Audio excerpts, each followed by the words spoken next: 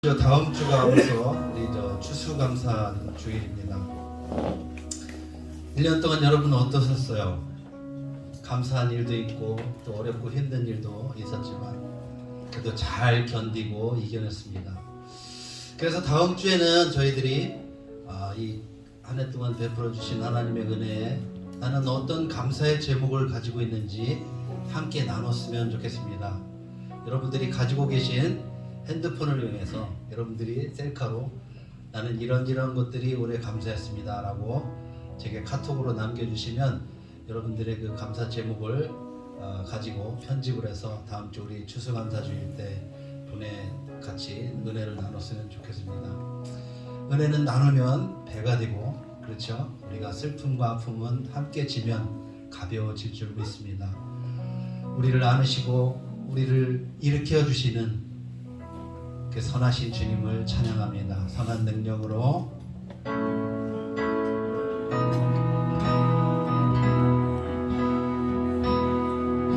주 선한 능력으로 안으시네. 그 크신 팔로 날 붙드시네. 절망 속에도 흔들리지 않고 사랑하는 주 얼굴 구하리. 선한 능력으로 일어서리. 주만 의지하리. 믿음으로 우리 고대 안에 주 오실 그날 영광의 새날을 맞이하리. 이전의 괴로운 날 애워싸고 고난의 길을 걷는다 해도 주님께 모두 맡긴 우리 영혼 끝내 승리의 날을 맞으리. 선한 능력으로 일어서리. 주만 의지하리. 믿음으로 우리 고대 안에 주 오실 그날 승리의 새날을 맞이하리. 주님이 마신 고난의 쓴 잔을 우리도 감사하며 받으리. 주님의 남은 고난 채워가며 예수와 복음 위에 살리라.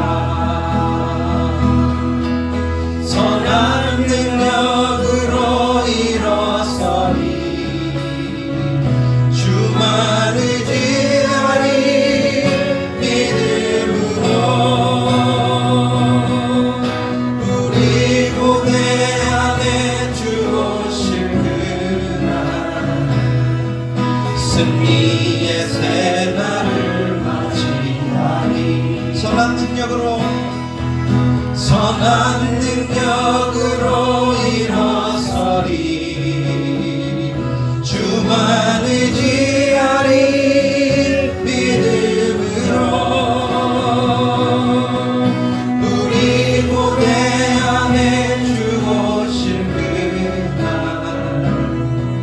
승리의 새날을 맞이하리. 선한 능력으로 일어서리. 주만 의지하리. 믿음으로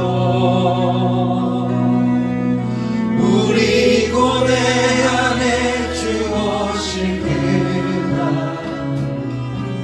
승리의 새날을 맞이하리. 승리의 새날을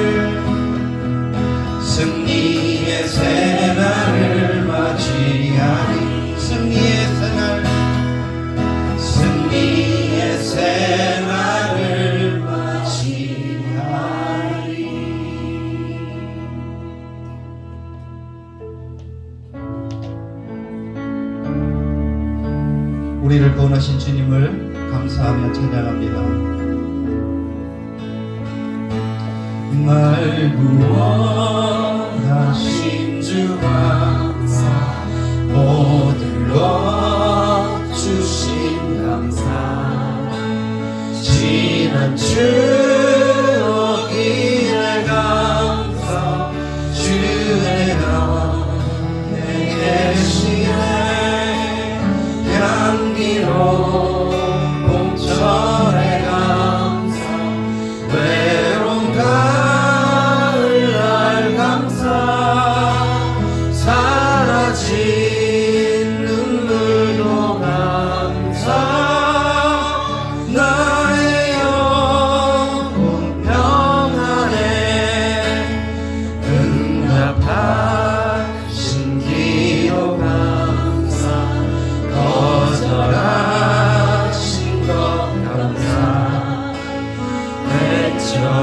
헤쳐나온 풍랑 감사, 모든 것 채우시네 아픔과 기쁨도 감사, 절망 주 위로 감사, 증량 못할 은혜 감사,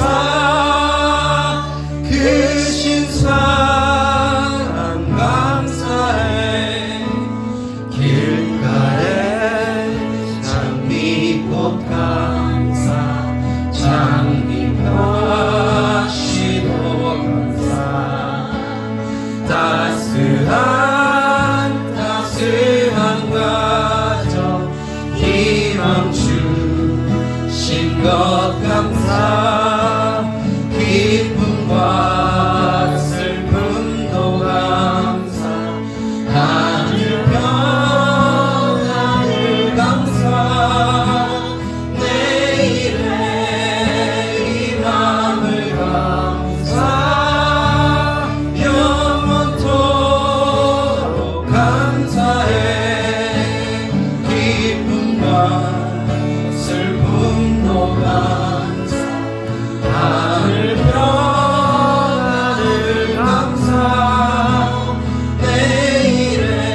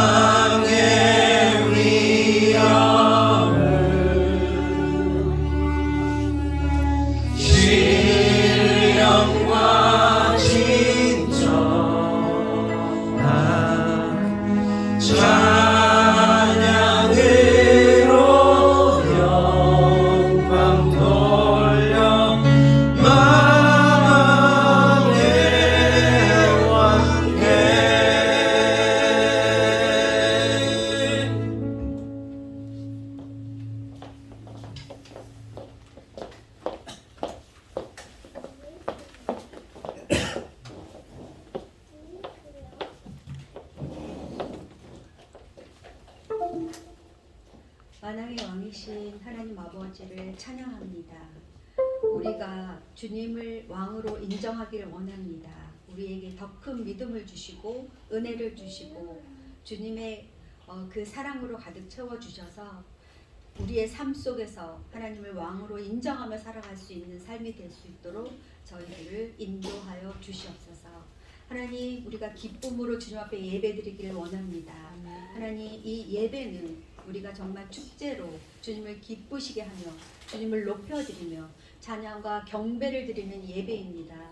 우리가 날마다 주님 앞에 예배드리는 것을 기뻐하며 나아가는 우리 성도들이 될 수 있도록 은혜를 내려 주시옵소서. 하나님, 주님의 말씀을 듣기를 원합니다. 주님 말씀을 듣는 것과 더불어 저희들이 그 말씀 앞에 순종하고 순복하며 나아갈 수 있도록 저희들에게 능력을 더하여 주시옵소서. 하나님, 우리에게 이 세상을 능히 이길 수 있는 믿음을 주시고 축복을 주시옵소서. 하나님, 이 교회를 주님의 은혜와 사랑으로 가득 채워주실 뿐만 아니라 축복을 더하여 주셔서 아버지 주님께서 찾으시는 예배자들이 이곳에 가득 넘치게 하여 주시옵소서.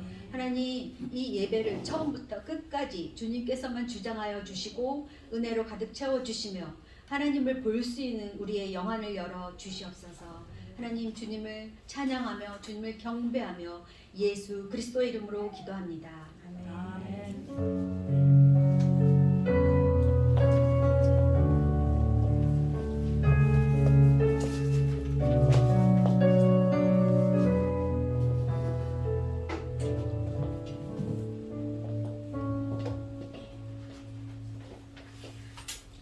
네, 하나님의 말씀입니다. 하나님의 말씀 신약성경 사도행전 20장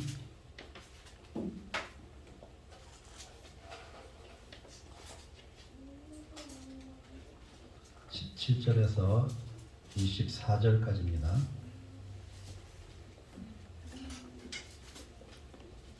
사도행전 20장 17절에서 24절까지 말씀 다 같이 함께 읽겠습니다. 시작.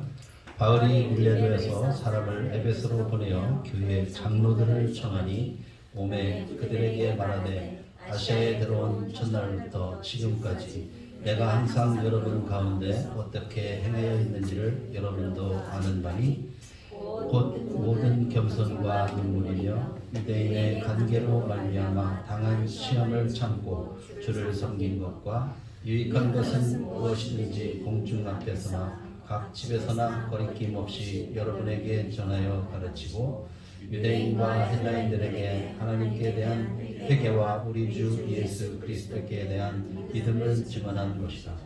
보라, 이제 나는 성령에 매여 예루살렘으로 가는데 거기서 무슨 일을 당하는지 알지 못하노라. 오직 성령이 각성에 내게 증언하여 결박과 환난이 나를 기다린다 하시나 내가 달려갈 길과 주 예수께 받은 사명 곧 하나님의 은혜의 복음을 증언하는 일을 마치려 하면은 나의 생명조차 조금도 귀한 것으로 여기지 아니하노라. 아멘. 거기 에코 좀 조금만. 그게 에코 아니다.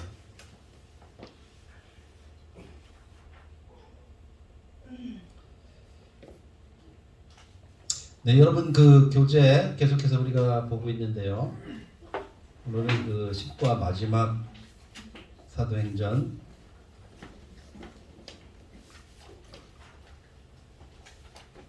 살펴보고 있습니다. 페이지로는 교재 147페이지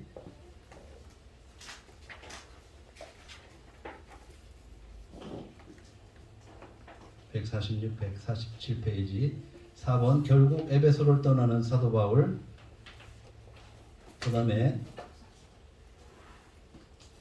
1번 보면 기타 에베소 교회 사역 당시 정보, 바울의 밀레도 설교. 그 다음에 두 번째는 바울이 드디어 3차 여행 선교지 에베소를 떠남.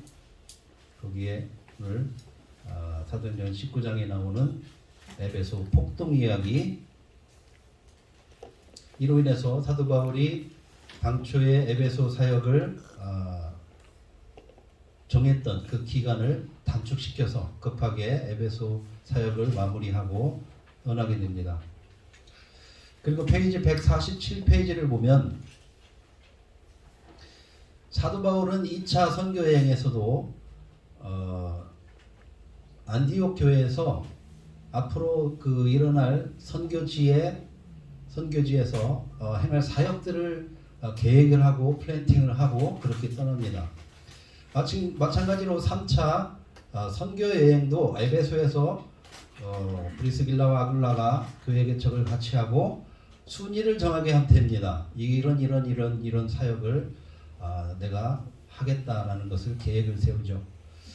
그것으로 보면 사도 바울은 그저 임기응변으로 그때그때 자기가 느끼는 대로 그렇게 사역하는 것이 아니라 뛰어난 선교 전략가라는 것을 보게 됩니다. 그러나 그가 임의대로 계획을 했다고 해서 그가 자기 맘대로 하는 것이 아니라 그 계획을 정할 때 그는 늘 하나님 앞에 무릎을 꿇고 그 다음에 성령의 인도함을 기다렸습니다. 그 이유가 뭐냐면 이제 그 사도행전에서 우리가 놓치지 말아야 될 것은 수많은 선교지의 일, 구원의 역사들이 다 일어나서 그 안디옥 교회에서 시작하여서 아시아, 그 다음에 마게도니아, 고린도를 거쳐서 다시 그 넓은 지역을 아시아와 유럽을 복음화시키는 데 있어서 여기에서는 다 사람이 하는 것 같지만 앞에서부터 시작되는 그 사도행전의 큰 흐름을 보면 이 모든 것은 성령이 주체였다는 것을 알 수가 있습니다. 그러므로 여기에 순위를 자기가 이제 정했는데 늘 성령님 앞에 묻고 성령의 인도함을 따라서 성령이 막으시면 우리가 2차에서 느꼈죠. 에베소에서 머물길 원하는데 성령이 막으셔서 마게도냐로 선교 여행을 가는 것을 우리가 보았다시피 사도행전에 나와 있는 이 사도 바울은 성령의 사람이다라는 것을 우리가 알 수 있습니다. 그래서 그 교재 148페이지를 보면 그가 정한 1순위 목적지가 어디냐면 마게도냐예요. 마게도냐 하면 우리가 이제 지도로 많이 봐서 어느 정도 익숙하죠. 빌립보, 데살로니가 그 지역을 말하죠. 그 다음에 두 번째 그가 선교 목적지로 2순위로 정했던 것은 바로 그리스, 헬라 지역, 아가야. 우리가 그 교회 개척으로 봐서는 고린도 교회 지역이죠. 그 다음에 3순위 목적은 어디냐면 예루살렘이에요. 예루살렘에는 왜 사도 바울이 거기에 예루살렘 행을 결정했을까요? 우리가 잘 알다시피 3차 선교여행은 두 가지 큰 프로젝트가 있었어요. 하나는 에베소 교회를 설립하는 것하고 또 한 가지는 두 번째는 예루살렘 교회의 가난한 성도들에게 연보, 즉 헌금을 얻어서 가져다주는 프로젝트가 있었어요. 그래서 3순위 목적지가 예루살렘이고 우리가 다 아는 대로 4순위는 최종 목적지는 로마인데 예루살렘에서 그가 체포되고 로마로 죄인의 신분으로 후송되는 것이 이 목적입니다. 그래서 1, 2, 3, 4 순위가 그가 세운 계획이고 성경을 잘 읽어보면 여러분들이 이 순서대로 진행되는 것을 알 수가 있어요.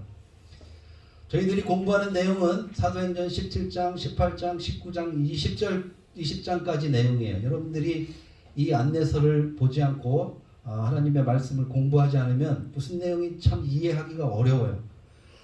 그래서 여러분들이 오늘까지 10과를 다 공부하면 이 내용들을 우리가 쉽게 더 은혜롭게 하나님의 일하심을 우리가 눈으로 보는 것 같이 이렇게 깨달을 줄 믿습니다.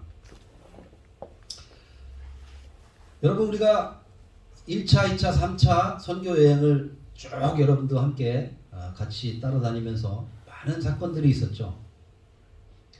근데 당시 성도들에게는 직면한 여러 가지 혼란과 역경과 시험이 있었어요. 먼저 사도행전 18장에 보면 12절, 13절에 보면 이 그 고린도 교회가 있었죠. 사도행전 18장 12절 13절에 보면 이 고린도 교회는 그 아볼로와 브리스길라 부부와 함께 개척한 교회인데 거기 12절 13절에 보면 갈리오가 아가야 총독이 되었을 때 아가야는 고린도입니다. 유대인들이 일제히 일어나 바울을 대적하여 법정으로 끌고 들어가서 말하되 이 사람이 율법을 어기면서 하나님을 경외하라고 사람들을 권한다 하거늘 이렇게 돼 있어요. 그러니까 고린도 교회에 있는 사람들은 그 많은 복음을 전할 때에 오히려 유대인은 바울의 동족이잖아요. 그런데도 불구하고 그 유대인들이 끊임없이 복음을 방해하고 핍박을 하고 마침내 법정으로 끌고 들어가서 막 벌을 주고 또 결국은 죽이려고 하는 이런 끝없는 그 음모와 또 선동과 이런 것들이 일어나죠. 이것은 마치 유대인의 해당에서 예수님이 우리가 사복음서에서 보았지만 늘 예수님이 가는 곳에는 늘 이런 논쟁과 방해와 또 복음을 방해하는 그런 세력들이 늘 있었음을 우리가 보게 됩니다. 두 번째, 당시 성도들이 직면한 환난과 역경과 시험은 사도행전 19장 19절 20절에 보면 에베소 교회에서 있었던 일이 있어요. 19절 20절을 보면 여러분들이 성경을 좀 찾으면서 한번 보면 더 좋겠습니다. 사도행전 19장 19절 20절에 보면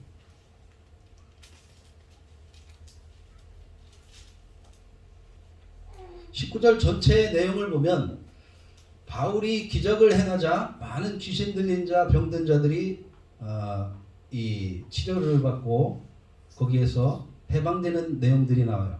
그런데 참 재미있는 그 이야기가 나오는 게 막 사람들이 병자가 떠나고 귀신이 나가고 하니까 모방 그 행위가 나온 거예요. 모방 범죄는 아니지만 야 멋있어 보인 거예요. 그래서 사도행전을 보면 그 제사장의 아들 스게와의 7 아들이 그걸 흉내낸 거예요. 자도 멋있게 해가지고 귀신을 쫓아내고 자기도 병을 고쳐볼 거라고.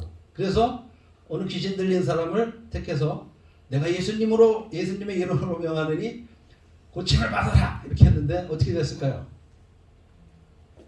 안 됐어요.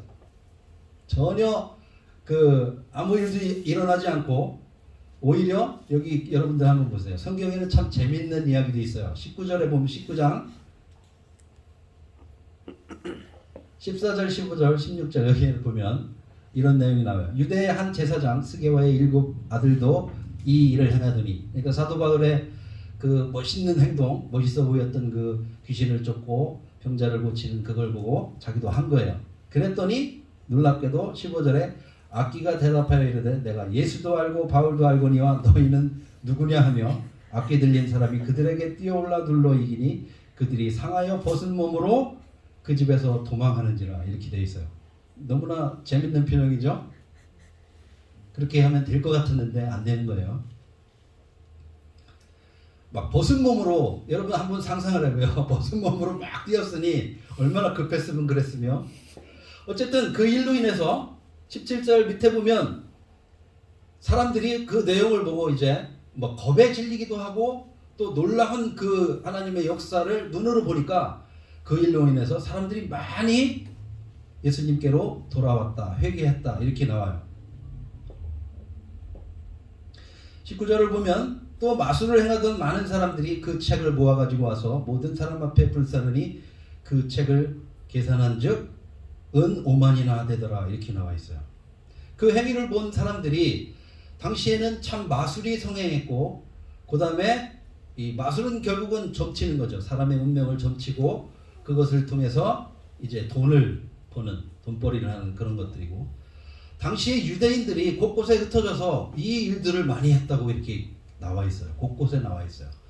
마술, 또 뭐 무슨 병 고치는 일, 이런 그 주술적인 행위를 많이 했던 것을 나타나는데, 이 행위를 보고 마술하던 사람들이 이제 회개하기 시작하면서 그 마술책을 불태우고 버리기 시작했는데, 여기에 보니까 은으로 된 그 은을 5만이나 되더라. 그 책값을 계산해 보니까 5만이나 됐던 거예요. 지금 돈으로 계산해 보니까 약 500만 불 정도 되는 큰 돈인 거야. 그랬으니까 여러분 그 책을 한번 이 산더미 같이 쌓아놓고 불을 태웠겠죠. 그만큼 그 땅에는 에베소에는 그런 것들이 성행했다는 것을 우리가 알 수가 있습니다.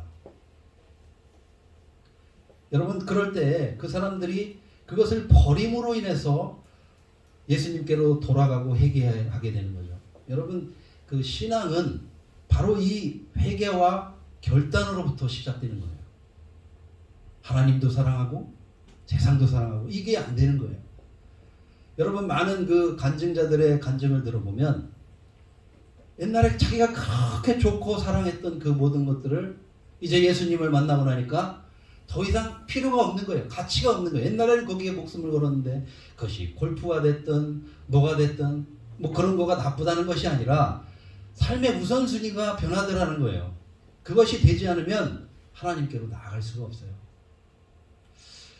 그래서 이런 것들로 인해서 많은 사람들이 이제 에베소에서 이런 그 놀라운 일들이 발생했습니다. 그 다음에 세 번째는 당시 성도들이 직면한 환난과 역경과 시험은 뭐가 있냐면 사도행전 19장 2절에 보면 제가 1절부터 읽겠습니다. 아볼로가 고린도에 있을 때 바울이 밑지방으로 다녀 에베소에 와서 어떤 제자들을 만나 이르되 너희가 믿을 때 성령을 받았느냐 이르되 아니라 우리는 성령이 계심도 듣지 못하였더라 라고 기록하고 있습니다. 그러니까 하나님에 대해서 알기는 알았지만 듣기는 들었지만 당시에 그 지역에는 그 세례 요한의 신학이 성행했던 것 같아요. 세례 요한의 신학, 세례 요한의 그 회개의 침례는 어떤 성격이 있냐면 성령이 없는 거예요. 성령이. 그리고 그 행위를 투행해서 죄사함 받는다는 그런 아주 단순한 논리적인 것밖에 있지 않은 거예요. 우리가 잘 아는 대로 이 성령님이 오셔야 우리가 그 진리를 알고 그 복음을 알고 깨닫는 것인데 그 안에 생명이 있고 말씀이 있고 영생이 있고 그런데 그 성령이 빠진 단순한 행위적인 눈으로 나타난 그 세례 요한의 세례만 믿었던 것을 알 수가 있습니다.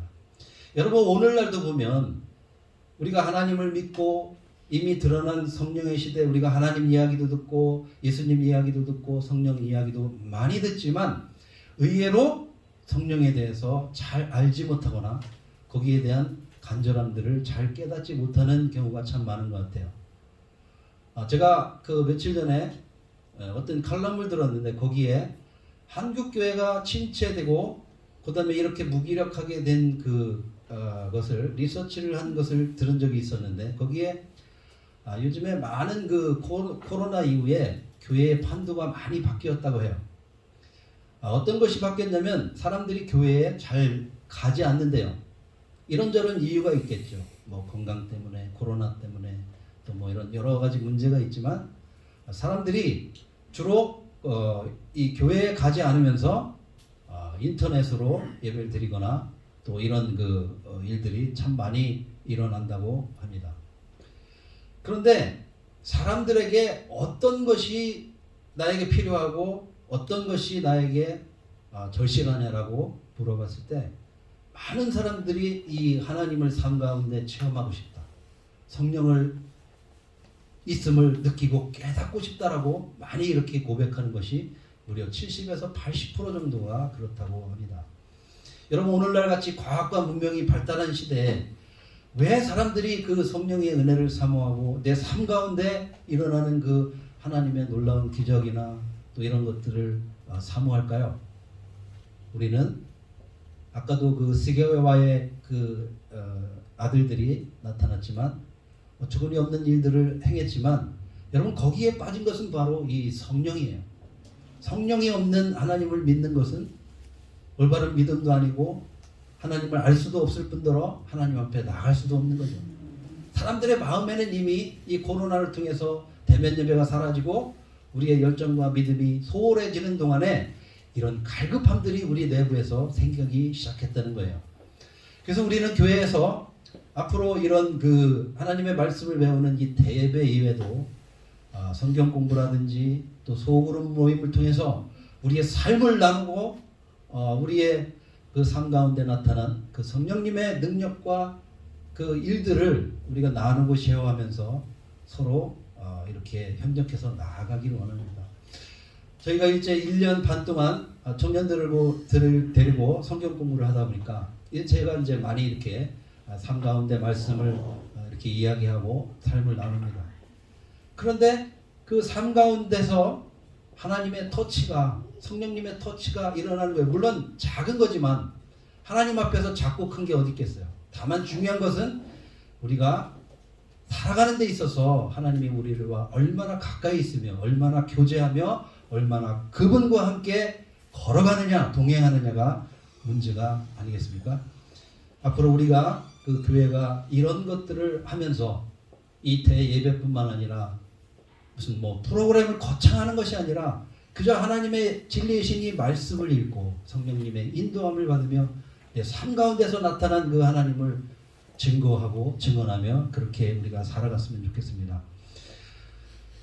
그 다음에 마지막으로는 그들에게 직면한 그 환난과 역경과 시험이 뭐냐면 우상 숭배예요. 오늘 우리가 읽은 그 하나님의 말씀 그 전에 19장에는 여러분 성경을 한번 폈으면 좋겠습니다. 19장을 한번 보시면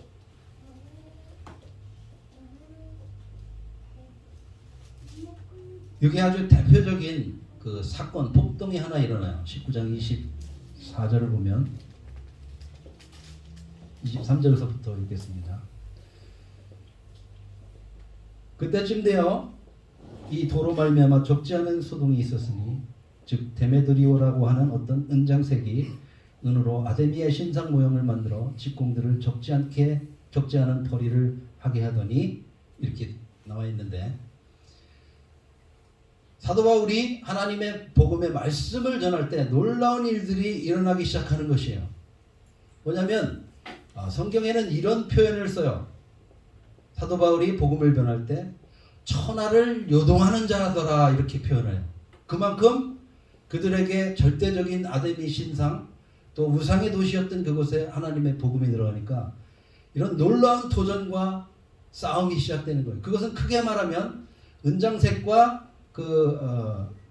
이 수비니어를 만드는 거죠. 은장색 그 모형을 만들어서 파는 아데미의 모형을 만들어서 파는 그 사람들과 그 다음에 복음을 전하는 사도 바울과 복음 전도자들의 싸움이지만 표면적으로는 그렇지만 그 깊은 내면에는 하나님이 왕이냐 아니면 아데미가 왕이냐는 그런 깊은 싸움의 내용이에요. 이게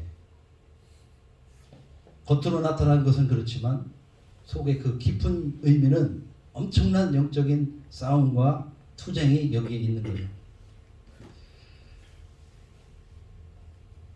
그 다음에 25절 보면 그가 그 직공들과 그러한 영업하는 자들을 모아 이르되 여러분도 알거니와 우리 풍족한 생활이 이 생업에 있는데 라고 나와 있어요. 여러분 그들은 그 아데미 신상을 팔아가지고 막대한 그 이익을 창출하고 어떻게 보면 이 에베소 도시는 이 아데미 때문에 먹고 사는 그런 동네였던 거예요. 그런데 이 사도 바울이 나타나서 복음을 전하고 사람이 손으로 만든 것은 신이 아니다 라고 말했으니 얼마나 요동치는 일들이 일어났고 그로 인해서 자기의 그 생업에 비즈니스가 얼마나 직격탄을 맞았겠어요. 그래서 이들은 이제 사도 바울을 더군다나 이제 그 복음을 못 전하고 자기네들이 그 생업에 지장을 주니까 이제 폭도를 몰아서 더 이상 하지 못하게 하려고 했던 거죠. 거기에 보면 풍족한 생활이 아데미로부터 온다고 그들은 믿었고 이 생각과 믿음이 그들의 지배적인 그의 삶의 패턴이고 삶의 자세이고 마음이었어요. 여러분 우리가 이 말씀을 보면서 우리가 아까 청년들하고도 조금 나누었지만 아까 그 이 싸움은 누가 왕이냐의 싸움이라고 우리가 말씀드렸잖아요. 근데 그때만 이런 마음과 생각들이 있는 것이 아니라 여러분 우리의 삶도 잠깐만 생각을 해보면 여러분들이 우리가 그 살아가면서 누리고 있는 이 풍족함과 안락함 이런 것들이 과연 누구로부터 오는지에 대한 깊은 또 성찰이 필요한 그런 말씀이 아닌가 생각합니다.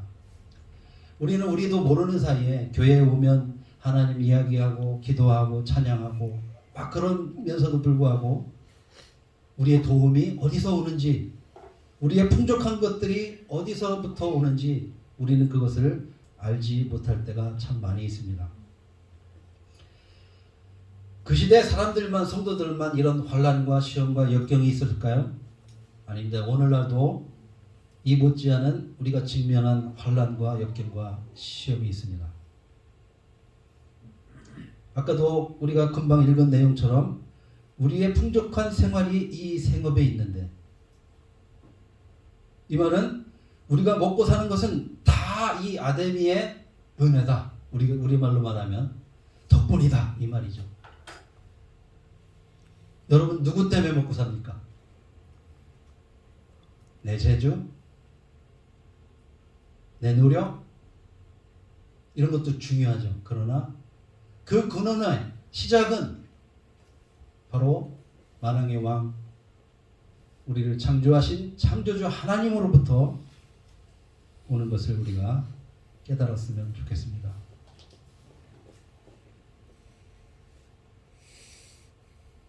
바로 이 우리의 삶 가운데 누가 왕이냐, 누가 주인이냐, 여러분 우리는 이 싸움에서 다 무너지는 거예요. 물론 여러 가지 형태가 있고 크고 작은 문제는 있지만 결국은 이것 때문에 다 무너지는 거 아니겠습니까?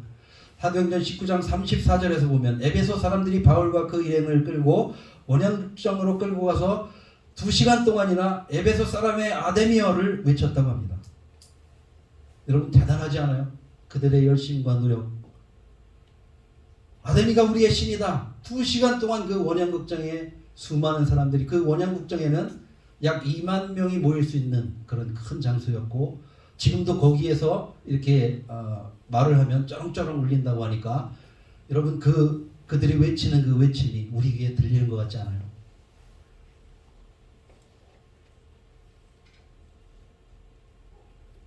그럼에도 불구하고 우리는 과연 그들의 외침처럼 하나님이 나의 하나님입니다. 모든 것은 하나님으로부터 옵니다. 나의 왕은 하나님뿐입니다. 라고 외치고 있는지 우리 스스로 생각해 보게 하는 말씀입니다. 여러분 이 시대에 어떤 결핍과 고난과 역경이 우리에게 있습니까? 그것은 우리의 정체성입니다. 나는 누구인지. 결국 이 소동으로 인해서 그 로마의 관리가 서기관의 직분을 받은 사람이 나와서 이 문제를 해결하는데 어떻게 판결이 났느냐면 말씀을 한번 봅시다.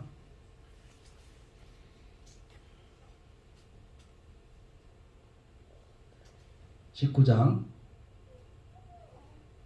38절에 보면 만일 데메드리오와 그와 함께 있는 직공들이 누구에게 고발할 것이 있으면 재판날도 있고 총독들도 있으니 피차 고소할 것이요. 39절 만일 그 외에 무엇을 원하면 정식으로 민회에서 결정할지라. 자, 그래서 이제 결정입니다. 판결입니다. 이 사건에 대한, 이 소유에 대한 판결. 40절 오늘 아무 까닭도 없는 이 일에 우리가 소유 사건으로 책만 받을 위험이 있고 우리는 이 불법 집회에 관하여 보고할 자료가 없다 하고 이에 그 모임을 흩어지게 하니라 라고 기록하고 있습니다. 그들이 2시간 동안 외쳤고 심각하게 나누었던 그 일들, 사도 바울이 목숨을 걸고 전했던 그 복음을 반대하고 수많은 사람들이 그 원형극장에 나와서 에베소 사람들의 아데미어라고 2시간 동안 외쳤던 그 집회의 결론이 이겁니다. 바로 아무 까닭도 없는 이 일. 이 집회는 뭐다? 불법 집회다. 여러분 그 사람들은 목숨을 걸고 그렇게 이야기했지만 이 성경 기자는 적어도 이 서기관은 이 문제를 이렇게 판결하고 있는 거예요. 이 사람은 유대인도 아니고 또 로마의 그 관리였었겠죠. 여러분, 이와 같이 우리도 우리의 정체성, 우리가 누구인지를 알지 못하면, 또 더군다나 거기에 대부분 많은 사람들이 내가 여기에 왜 왔는지도 모르는 거예요. 그저 무리를 따라서 유행과 또 사람들이 많이 가는 곳, 또 뭔가 좀 솔깃한 거, 이런 걸 따라서 왔던 사람들이지 왜 거기에 왔는지 목적도 방향도 이유도 없는 그 불법 집회, 거기에 찾아간 거예요. 거기는 아무런 어떤 열매나 결실도 없는, 어떻게 보면 허무한 불법 집회라고 결론 난 그것을 찾아간 거죠. 여러분, 우리도 그들처럼 방향과 목적을 알지 못하면 이렇게 내가 누구인지도 모르고 그저 휩쓸려서, 그것이 멸망의 자리인지도, 그것이 어떤 자리인지도 모르고 휩쓸려 떠나간다고 우리가 이 말씀을 통해서 깨닫게 됩니다. 여러분, 우리는 어떻습니까? 우리는 얼마나 하나님을 믿고 의지하는가, 또 우리의 복, 우리의 물질은 과연 어디서 오는가, 오늘 이 말씀을 통해서 한번 생각해 보면 좋겠습니다. 우리는 많은 어려움과 또 불투명한 미래와 이런 것들을 안고 삽니다. 참 세상 사람들이 지금 보기에는 평안하다 생각하지만 나름대로 예전과 다른 코로나 이후로 많은 그 어려움과 이런 것들을 좀 겪고 있는 것 같습니다. 여러분, 우리의 도움이 어디서 올까요? 시편 기자는 시편 121편 1절에서 2절에서 이렇게 말하고 있습니다. 내가 산을 향하여 눈을 들리라. 나의 도움이 어디서 올꼬? 나의 도움이 천지를 지으신 여호와께서 오다. 3절에 여호와께서 너를 실족하지 아니하게 하시며 너를 지키는 자가 졸지도 아니하시리로다. 이렇게 기록하고 있습니다. 여러분, 그들이 목숨을 걸고 외쳤던, 따라갔던 그곳에는 아무 일도 아닌, 아무것도 아닌 불법 집회 현장이었었고, 우리가 살아가는 그 삶 가운데 우리의 삶을 인도하는 분은 어디라고요? 누구라고요? 여호와 하나님인 줄 믿으시기 바랍니다. 여러분, 이 사실 하나만 붙들면 우리에겐 걱정이 없는 거예요. 그래서 이 다윗은 비록 목동이었지만 시편 23편에도 여호와는 나의 목자시니 내가 부족함이 없다라고 고백하고 있는 거 아니겠습니까? 누가 왕이냐? 내가 믿고 의지하는 분은 누구냐? 이것이 우리의 삶을 결정하고 우리의 삶의 목적을 결정하고 우리의 행복을 결정하는 줄 믿으시기 바랍니다.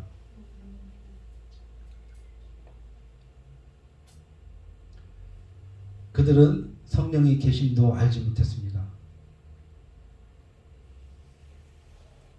하나님을 알았죠. 그러나 성령의 계심도 알지 못했었고, 또 우리도 이와 같이 하나님에 대해서 잘 알고 있는 것 같지만 그가 누구인지 아는 것에 대해서는 굉장히 소극적이고 인색한 것 같습니다. 우리가 왜 하나님의 말씀을 읽고 하나님의 말씀에 귀를 기울여야 되고 왜 이것을 주야로 묵상해야 되느냐면, 하나님이 이 두꺼운 이 하나님의 말씀의 성경책을 준 한 가지 제일의 목적은, 큰 목적은 이 말씀을 통해서 하나님이 누구냐, 그가 어떤 분이냐는 것을 우리에게 알게 하기 위해, 하나님의 말씀을 통해서 알지 못하면 우리는 그가 누구인지, 그가 어떤 분인지, 그분은 왜 이 땅에 독생자 예수를 보냈는지 우리는 알 수 없는 거예요. 우리는 교회에서 하나님, 예수님, 성령님 이야기는 많이 들었어도 그분이 누구인지, 어디에 계시는지, 나와 무슨 상관이 있는지 하나님의 말씀을 통하지 않으면 알지 못하는 것입니다. 여러분, 하나님은 누구십니까? 구약 성경에 보면 그 하나님은 신의 산에 임재하신 정말 무시무시한 어미하신 하나님, 적군을 불허하시는 하나님이에요. 그 앞에 가면 사람이든 짐승이든 죽음을 맞이하는 그런 엄청난 능력의 하나님이었었죠. 그 하나님과 이 이스라엘 백성들이 시내산에서 언약을 맺습니다. 그리고 이제 출애굽기 27장에 보면 그 하나님이 이제 보이는 하나님으로 성막에 내려와서 그들과 함께 거하십니다. 그래서 그 성막 안에는 하나님의 임재를 상징하는 그 놀라운 구름이 있었고, 그들이 출애굽을 해서 광야를 지나서 그 텐트가 옮길 때마다 구름 기둥과 불 기둥으로 하나님의 임재를 상징했습니다. 여러분, 그 하나님이, 두렵고 어미하신 하나님이 이제는 예수 그리스도께서 이 땅에 오셔서 우리의 죄 문제, 생명의 문제, 사망의 문제를 해결하시고 우리를 위해서 죽으시고 부활 승천하셨습니다. 요한복음 1장 14절에 보면 말씀이 육신이 되어 우리 가운데 거하심에 우리가 그 영광을 보니 아버지의 독생자의 영광이요 은혜와 진리가 충만하더라. 우리 가운데 거하신다고 했습니다. 그리고 부활 승천하시고 우리가 사도행전에 나와 있는 대로 다시 오시겠다는, 성령을 보내겠다는 약속으로 사도행전 열자마자 성령이 이 땅에 오셔서 우리 가운데 거하시고, 그래서 이제는 그 성령님이 우리와 함께 거하심으로 우리 몸이, 우리가 하나님의 성령이 거하는 하나님의 전이 되는 것입니다. 여러분, 이것은 정말 놀라운 일이고, 여러분, 이 진리 하나만 붙잡아도 하나님과 우리는 뗄래야 뗄 수 없는, 하나님과 매일매일 동행하는 그런 우리의 신분, 우리의 상황이라면 우리는 이거 하나만이라도 제대로 붙잡으면 우리의 삶이 달라질 것입니다. 어떠한 역경과 혼란과 아픔 속에서도 하나님의 성전이고 하나님이 성령이 함께 하시는 전이라는 것을 안다면 우리는 그것으로 정말 기쁘고 즐겁고 활기차고 능력의 삶을 살게 되는 것입니다. 그러므로 신자는 성령으로 우리와 함께 하시는 하나님을 왕으로 모시고 사는 거룩한 존재입니다. 그러므로 사도행전이 강조하는 성령의 능력, 임재, 통치, 교제가 중요한 것입니다. 이것을 놓치면 아무것도 아니에요. 만약에 여러분 하나님을 예배하는데 그 가운데 하나님의 임재가 없으면 어떻게 될까요? 하나님을 예배하고 하나님을 찬양하고 기도하는데 거기에 하나님의 성령이 임재하지 않고 아무것도 없으면 그게 예배겠습니까? 그게 찬양이겠습니까? 그게 기도겠습니까? 하나님의 임재가 없는 신자, 하나님의 임재가 없는 예배, 하나님의 임재가 없는 교회는 죽은 교회입니다. 여러분, 그러면 어떻게 이 하나님의 임재가 우리 가운데 나타나고 어떻게 그 성령이 우리와 함께 할 수 있습니까? 호세아 6장 6절에는 나는 인애를 원하고 제사를 원하지 아니하며 번제보다도 하나님을 아는 것을 하나님은 원한다라고 말씀했습니다. 이스라엘 백성들은 하나님을 너무 잘 알았죠. 어려서부터 나면서부터 조상 대대로부터 하나님 이야기를 듣고 공부를 했으니 얼마나 많이 알겠어요. 여러분, 그러나 이 호세아서는 이스라엘이 멸망할 그 즈음에 기록된 호세아 선지자의 정말 눈물로 피눈물로 외치는 그 하나님의 마음을 대변하는 외침이지 않습니까? 하나님이 이 호세아를 통해서 말씀하시죠. 나는 인애를 원하지 않고 제사를 원하지 아니하며 번제보다도 하나님을 아는 것을 원하노라. 이 말씀은 하나님은 제사, 번제, 오늘날로 말하면 예배, 헌금, 봉사, 하나님이 없는 그런 것보다도 하나님이 누구신지를 바로 알고 그에 합당하게 사는 것을 더 원하시는 것입니다. 여러분, 여기에 나와 있는 이 인애는 헤세드라는 말인데 그것을 쉽게 말하면 하나님이 우리를 사랑하는 그 사랑을 말하는 것입니다. 여러분, 하나님이 저와 우리를 어떻게 사랑하셨습니까? 여러분, 성경의 내용은 이것이 전부예요. 하나님이 우리를 어떻게 사랑하시는지, 타락한 인간, 하나님의 임재를, 하나님의 통치를 거부한 인간, 죽을 수밖에 없는 인간, 이들이 문제를 어떻게 해결하셨는지가 성경 내용의 전부입니다.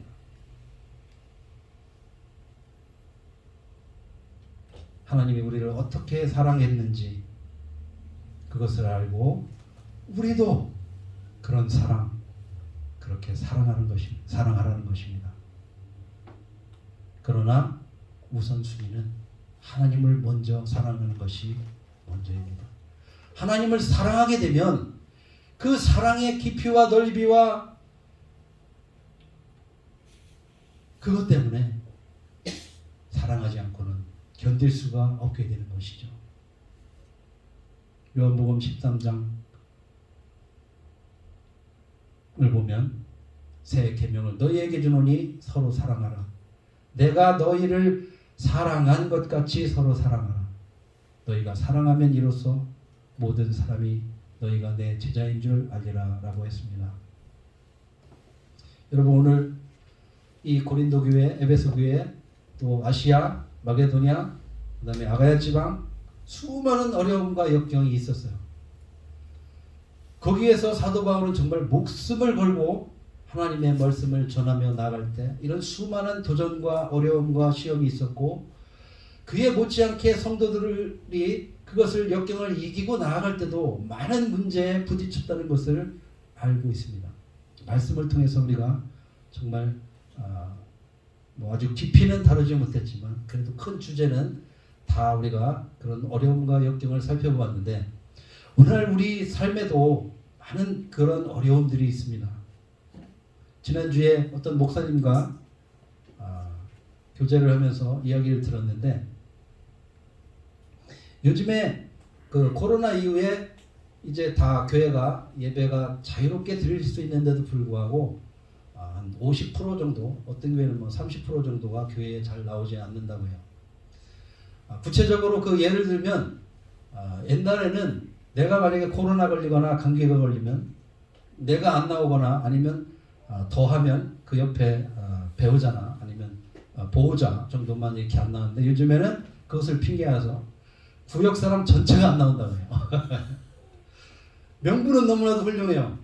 그분 우리가 구역 모임 때 만났기 때문에 우리가 가면 교회가 감염이 될 위험이 매우 높을지 모르므로 우리가 부득불 가지 못하겠습니다. 이렇게 얘기를 한다고 하는데 물론 그럴 수도 있죠. 남을 배려한다는 것은 너무나 지극히 당연한 거고 그렇지만 그것을 빌미 삼아서 교회 안 가고 그냥 온라인으로 대충 드리지 뭐 이런 마음이 우리 마음 가운데 이게 어느덧 자리 잡고 있었다는 것이 이제 문제가 되겠죠.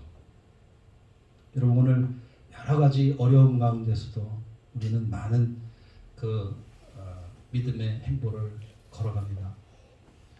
호산나 교회를 보면서 정말 6명이서 5명, 6명이서 이 교회에 앉아서 처음에 코로나 때 예배를 드리면서 참 어떤 때는 참 쓸쓸하기도 하고 또 어떤 때는 외롭기도 하고 이렇게 서로 의지하면서 이 자리까지 왔는데 지나가 보니까요. 우리가 하나님의 말씀을 찾고 그때는 잘 알지도 못하고 말귀도 못 알아듣고 성경이 뭔지 찬양이 무슨 노래인지도 모르고 그렇게 어설프게 시작했지만 하나님은 그 작은 자들, 그 부족한 자들을 통해서 그 하나님의 말씀이 그들의 삶을 비집고 돌아가서 마치 바위에 저 높은 바위에 씨앗이 하나 떨어져가지고 툭 떨어져가지고 자라서 나무가 되는 것 같아요. 그렇게 우리 호산나 교회 성도들이 자라나는 것을 봅니다. 참 너무나 감사하고 하나님이 이 작은 자들을 통해서 이 작은 교회를 통해서 얼마나 크고 위대한 일들을 행하실지 참 요즘에는 너무나 기대가 됩니다. 결국 사도 바울은 우리가 읽은 그 내용 그 위에 우리가 읽은 내용이군요. 19절을 한번 봤으면 좋겠습니다. 사도행전 20장 19절. 이 20장 19절은 19장과 20장의 상황을 연결해주고 그 다음에 요약해주고 정리해주는 거예요. 사실 사도 바울은 이 세 가지를 가지고 이 모든 역경을 이겨내고 견디고 승리할 수 있었던 거예요. 여러분, 그렇다면 우리도 이 세 가지의 그 하나님의 부름을 받은 사도 바울이 그 어려운 환경을 이겼던 것처럼 우리도 어떻게 보면 제가 이렇게 정해봤어요. 이 세 가지가 승리의 아이템이다 라고 정해봤어요. 여러분들도 이 세 가지의 승리의 아이템을 소유하는 여러분들이 됐으면 좋겠습니다. 첫 번째는 겸손의 자세입니다. 바울의 사역 가운데 가장 중요한 마음과 자세는 바로 겸손이었어요. 어렵고 힘들고 죄도 없고 오히려 잘해주려고 그러고 하나님의 말씀대로 자기는 복음을 전했고 했는데도 늘 들어오는 것은 영광의 박수가 아닌 핍박하고 자기를 죽이려고 하고 돌로 때리고 맞고. 여러분, 누가 그랬죠? 예수님이 그랬어요. 그런 가운데서도 그는 왜 나한테 그러느냐, 너희들이 10명 오면 나는 15명을 동원해서 한번 싸우자, 이렇게 하지 않았어요. 에베소 교회에서도 자기가 생각했던 것보다 더 빨리 떠나는 한이 있어도 그는 복음을 위해서 다른 곳에서 다시 복음을 전하는 한이 있어도 거기에 시간을 뺏기고 또 자기의 분노를 표하지 않았어요. 여러분, 그래서 이 신앙생활은 첫째도 겸손이고 둘째도 겸손이고 가장 기본이 되는 것이 이 겸손인 것 같습니다. 예수님이 이 땅에 온 것을, 예수님을 그 표현하는 말 중에 겸손의 왕이라는 말이 있어요. 그래서 그는 나귀를 타고 이 땅에 오셨다고 했잖아요. 그만큼 이 겸손은 예수님의 그 마음과 신앙을 닮은 거죠. 여러분, 옛날에 우리 초등학교 다닐 때 이소부화 같은 거 많이 읽었죠. 거기에 보면 이런 이야기가 나와요. 어느 날 당나귀하고 수탉이 마당에서 평화롭게 이제 모이를 쪼고 보면서 재밌게 놀았어요. 근데 이때 사자가 어슬렁 와서, 배고픈 사자가 와서 이 당나귀를 잡아먹으려고 살금살금 왔어요. 그랬더니 이 수탉이 어디서 들었나 봐요. 이 사자가 다구는 소리를 싫어한다. 그래서 막 물은 거예요. 그랬더니 이 사자가 걸어가 날 살려라고 하고 도망가겠죠. 거기까지는 너무나 좋았어요. 그런데 이 당나귀가 그만 오버를 한 거예요. 자기가 힘이 세서 이 사자를 물리쳤다고 생각하고 오버를 하고, 저 사자 오늘 걸리면 나한테 죽었어 하고 막 쫓아간 거예요. 수탉이 못 쫓아갔겠죠. 수탉의 울음소리가 들리지 않자 이 당나귀는 어떻게 됐을까요? 어떻게 됐을까요? 바로 잡혀먹겠죠. 여러분, 우리의 삶도 이런 것 같아요. 우리는 내 힘으로, 내 능력으로 이 당나귀와 같이 착각을 하면서 이렇게 살아가는 것 같아요. 이런 그 재밌는 우아하지만은 참 많은 것을 이야기해 주지 않습니까? 겸손의 왕으로 오신 그 예수님처럼 사도 바울은 그의 삶의 그 모범과 표본이 다 예수님을 카피한 거예요. 그를 본받은 거예요. 그리고 자기도 이렇게 했으니까 다른 사람도 나를 본받으라고 이렇게 얘기했고, 그 다음에 두 번째 아이템은 눈물이에요. 눈물. 사도 바울은 3년이나 밤낮으로 쉬지 않고 눈물로 각 사람을 훈계하는 눈물의 목회를 했습니다. 20세기에 가장 뛰어난 설교자라고 일컫는 스폴전은 이렇게 이야기했습니다. 천국에는 마른 눈으로 못 간다.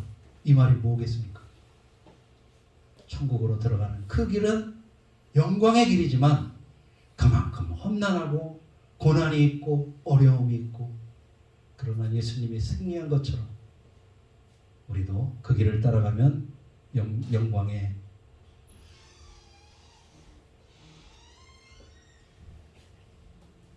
기쁨이 있을 줄 믿습니다.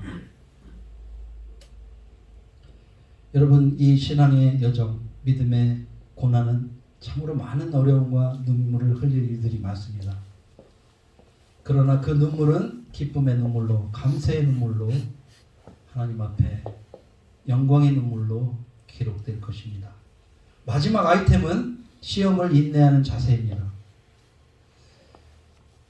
이 세상에서 가장 견디기 힘들고 어려운 게 뭐냐면 바로 가까운 사람한테 인정받지 못하고 저 사람은 나를 믿어줄 것 같고 저 사람은 나를 위로해 줄 것 같고 저 사람만큼은 나한테 돌을 던질 것 같지 않았는데 내 기대와는 달리 가까운 사람한테 이 외면을 받고 이 상처를 받은 경우가 참 많습니다. 여러분 사도 바울도 왜 그가 더 힘들고 어려웠냐면 바로 동족인 유대인들한테 그렇게 핍박을 받고 어려움을 받은 거예요.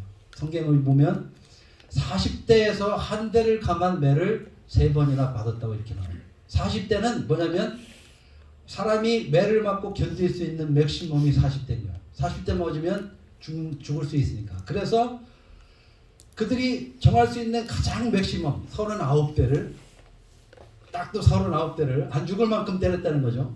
그렇게 해서 이 복음을 전하다 고통을 받는 거죠. 이렇듯이 이 동족인 유대인들에게 굉장한 어려움과 핍박을 당했고 예수님도 그랬다는 것이죠. 여러분 오늘 마지막 말씀을 읽고 또 마무리하고 오늘 하나님의 말씀을 마무리하려고 합니다. 20장 22절서부터 읽겠습니다.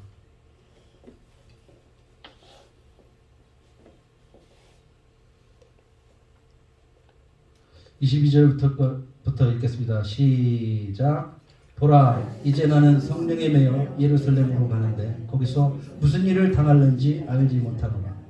오직 성령이 각 성에서 내게 증언하여 결박과 환난이 나를 기다린다 하시나 내가 달려갈 길과 주 예수께 받은 사명 곧 하나님의 은혜의 복음을 증언하는 일을 마치려 하면은 나의 생명도 조금도 귀한 것으로 여기지 아니하노라. 아멘.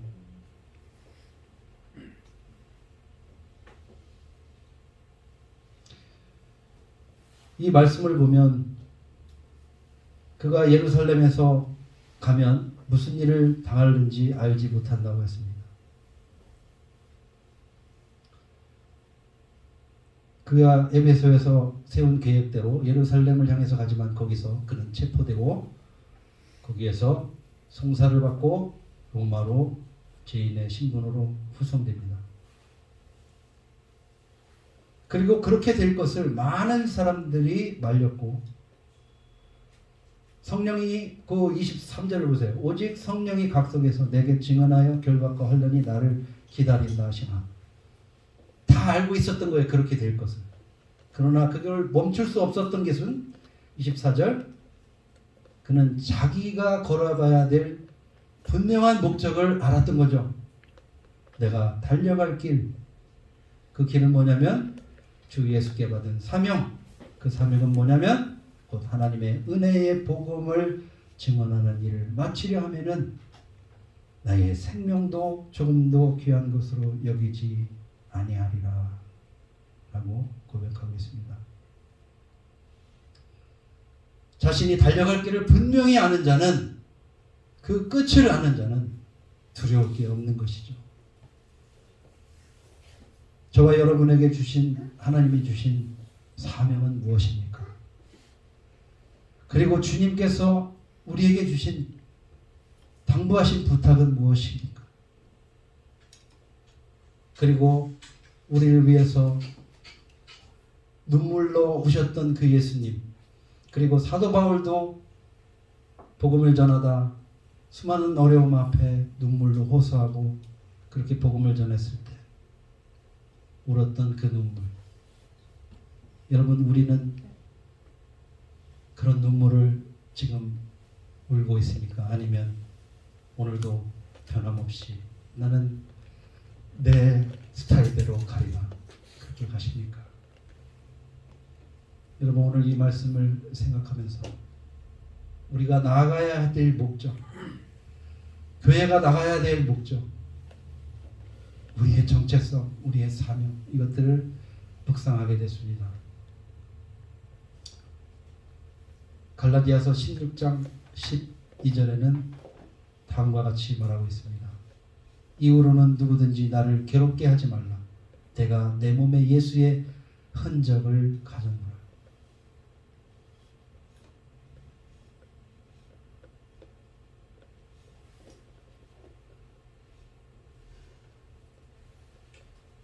여러분, 성 프란체스라는 그 성인이 있었는데, 그 성인은 예수님의 이 십자가의 고난과 영광을 너무 담고 싶어서 기도했다고 하죠.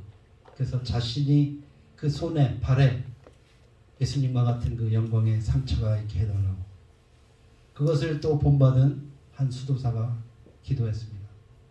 나도 그것을 갖게 해달라, 담게 해달라. 그런데 아무리 이 수도사가 기도를 해도 이루어지지 않고 어느 날 깨달음이 왔는데, 거기에서 그가 어떤 그 환상을 봤다고 합니다. 거기에는 예수님이 그 십자가에 오르실 때, 또 골고다 언덕을 갔을 때 가면서 온갖 몸에 있는 상처를 보여주셨다고 합니다. 그것을 보고 깨달은 것이,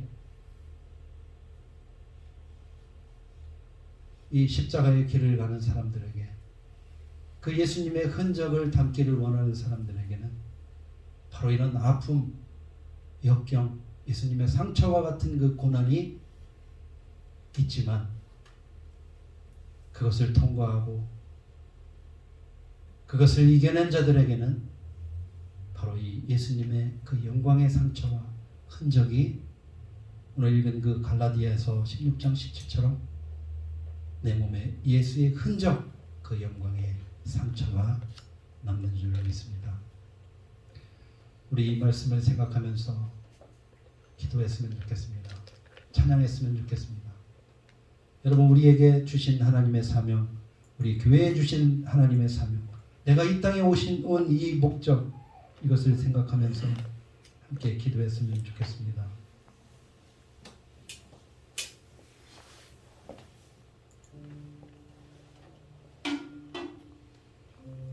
보라, 이제 나는 성령에 매여 예루살렘으로 가는데 거기서 무슨 일을 당할는지 알지 못하노라.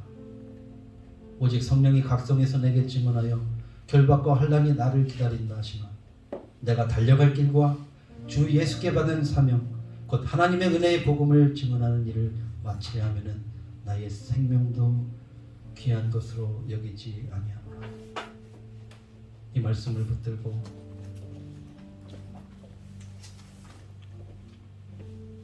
이 시간 함께 기도했으면 좋겠습니다. 하나님 아버지, 우리에게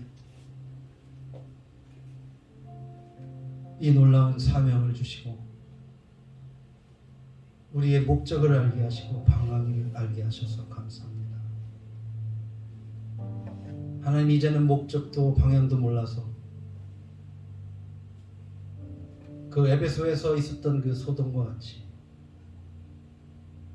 무슨 일인지도 모르며 그 불법 집회로 판결난 그곳에 나를 던지고 내 삶을 던지지 않는지 생각해 보게 됩니다. 오 하나님 아버지,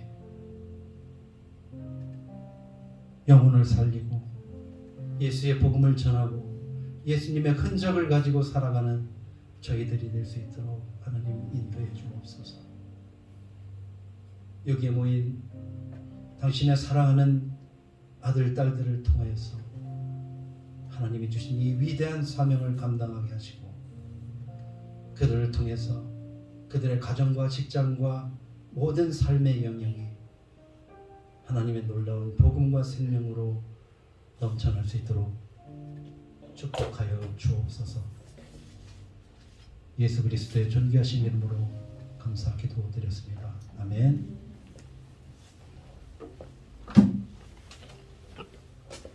우리 찬양으로 주님 앞에 고백하며 나가겠습니다. 아무것도 두려워하지 말라. 아무것도 두려워 말라. 주 나의 하나님이 지켜주시니 놀라지 마라, 겁내지 마라.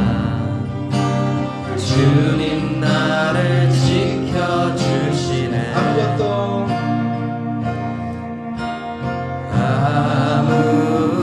아무것도 두려워 말라. 주 나의 하나님이 지켜주시네. 놀라지 마라, 겁내지 마라. 주님 나를 지켜주시네. 내 맘이 힘에 겨워 지칠지라도 주님 나를 지켜주시네. 세상의 험한 풍파 몰아칠 때도 주님 나를 지켜주시네. 주님은 나의 산성, 주님은 나의 요새, 주님은 나의 소망, 나의 힘이 되신 여호와. 내 맘에 힘에 겨워 지칠지라도 주님 나를 지켜주시네. 세상의 험한 풍파 몰아칠 때도 주님 나를 지켜주시네. 주님은 나의 산성, 주님은 나의 요새, 주님은 나의 소망, 나의 힘이 되신 여호와.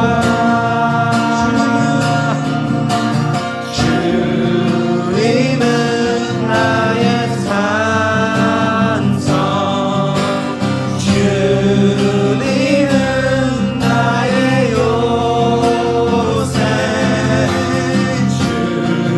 주님은 나의 소망, 나의 힘이 되신 여호와.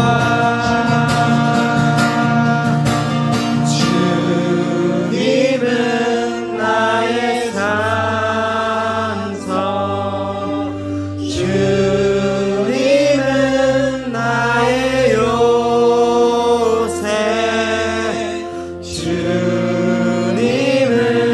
나의 소망, 나의 힘이 되신 여호와. 너는 것이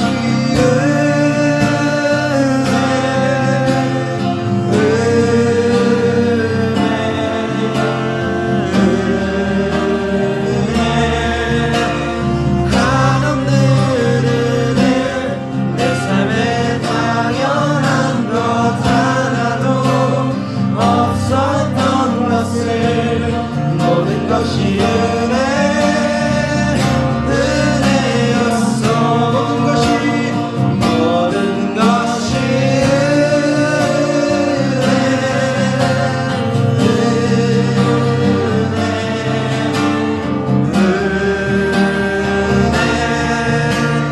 한없는 은혜, 내 삶에 당연한 것 하나도 없었던 것을 모든 것이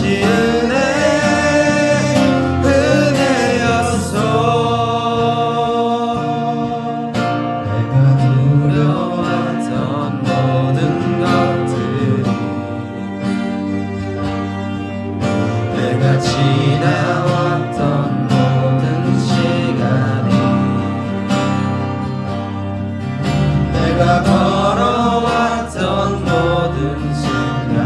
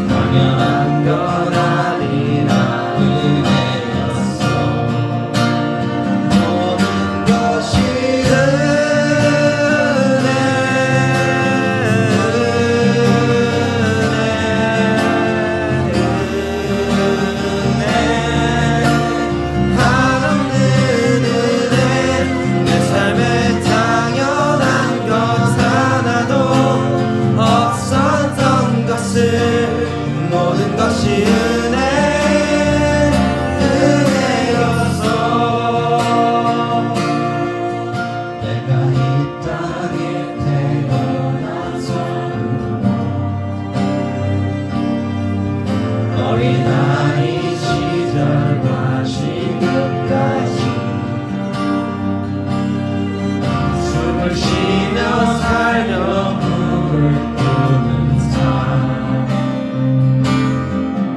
당연한 건 아니라 은혜였어. 내가 하나님의 자녀로 살며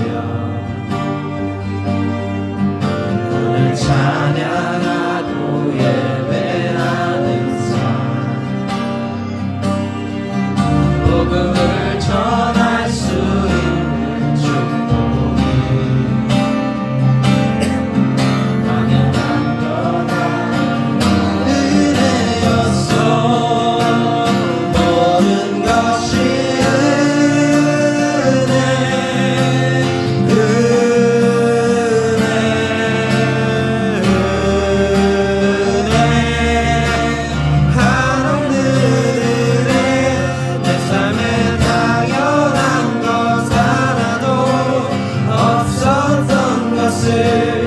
모든 것이 은혜였어. 모든 것이 은혜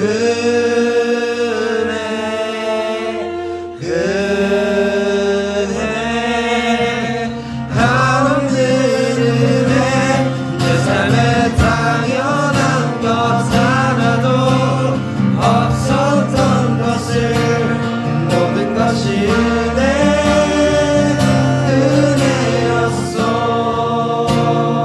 모든 것이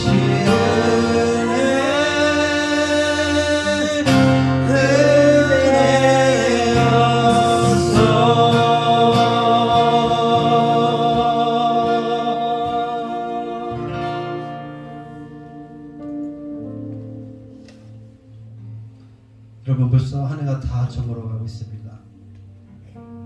참 돌이켜보면 어렵고 힘든 일, 바울처럼 고난과 역경과 또 그 시대에 감당했던 어려움과 환난을 이겨냈던 성도들, 또 우리에게 여전히 남아있는 우리 몫의 십자가들, 고난들, 이런 거 앞에 우리가 겸손과 눈물로 시련을 이겨내는 인내를 이 시간 담고 우리가 삶 가운데 적용하며 살기를 원합니다. 우리에게 주신 사명, 나에게 주어진 그 십자가의 흔적, 아픔들, 고난들, 예수님과 함께 승리로 이겨나갈 수 있도록 하나님 도와주옵소서. 나의 도움이 어디서 올까? 나의 도움은 천지를 지으신 여호와께로다 라고 고백했던 그 시인의 고백이 우리의 고백이 되길 원합니다.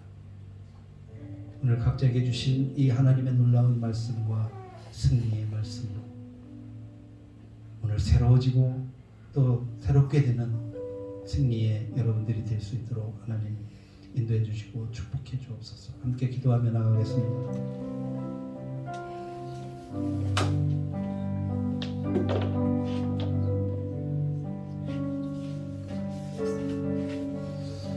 하나님 아버지, 감사합니다. 오늘 우리에게 주어진 이 놀라운 은혜와 또 기쁨과 소망을 발견합니다.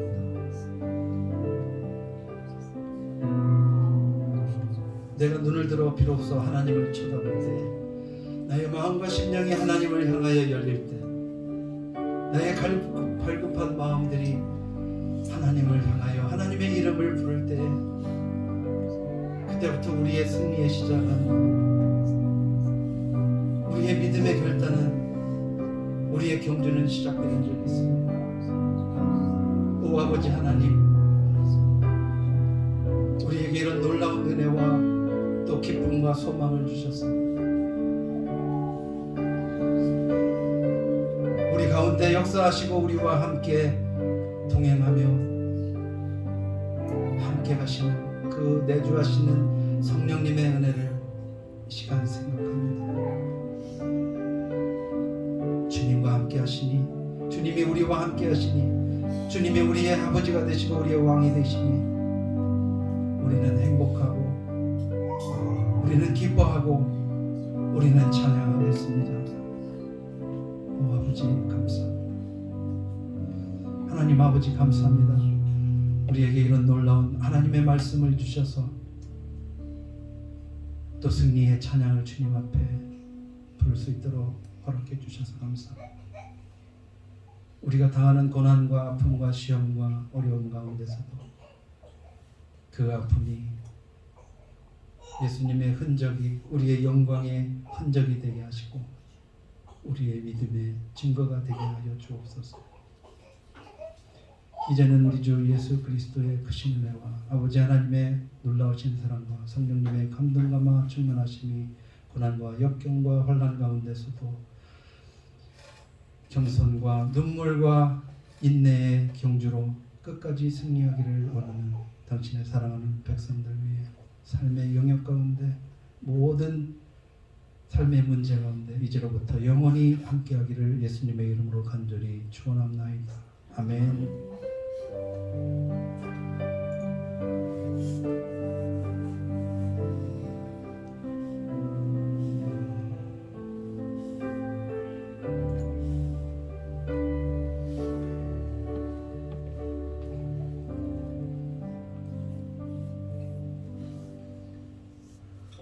네, 잠시 광고하고 마치도록 하겠습니다. 다음 주 21일 주일은 추수감사 예배로 우리가 드리고 그때 성찬 예배로 우리가 드리겠습니다. 그리고 뭐 1년 내내 감사해야 되겠지만 특별히 이 주간만이라도 1년 동안 우리가 감사했던 그것들을 핸드폰으로 여러분들이 집에서 찍으셔서 저한테 카톡으로 보내주시면 그 편집해서 함께 은혜를 나눴으면 좋겠습니다. 그게 어려운 분들은 그냥 적어서 내셔도 되겠습니다. 중요한 것은 저희들이 그렇게 하나님의 은혜를 이렇게 나누고 또 함께 이야기하면서 서로 기쁨을 더 풍요하게 했으면 좋겠습니다. 이제 11월 둘째 주인데요. 내년부터는 우리가 좀 새로운 방법으로 또 이 성경 공부를 좀 시작을 하려고 합니다. 말이 성경 공부지 저희는 성경 공부도 아니에요. 사실은 그저 하나님의 말씀을 읽고 그가 스스로 하나님의 말씀을 읽고 먹고 하나님을 느끼고 깨닫고 동행할 수 있도록 돕는 것이죠. 그래서 지금 저희들이 청년들하고 모임을 하고 있는데 모임을 하나 더 만들려고 해요. 그래서 여러분들이 이번 기회에 내가 다른 건 몰라도 하나님의 말씀은 내가 스스로 읽고 깨닫고 하나님을 반드시 이전보다 더 깊이 알아가고 사랑하리라 결단하시고 미리부터 기도했으면 좋겠습니다. 그리고 다른 제목은 다른 뭐 광고할 거 없으시면 오늘 이걸로 마치도록 하겠습니다. 오늘 함께 예배에 참석하신 우리 그레이스 권사님 함께 예배드려서 너무 감사하고 기쁩니다. 예배 마치도록 하겠습니다.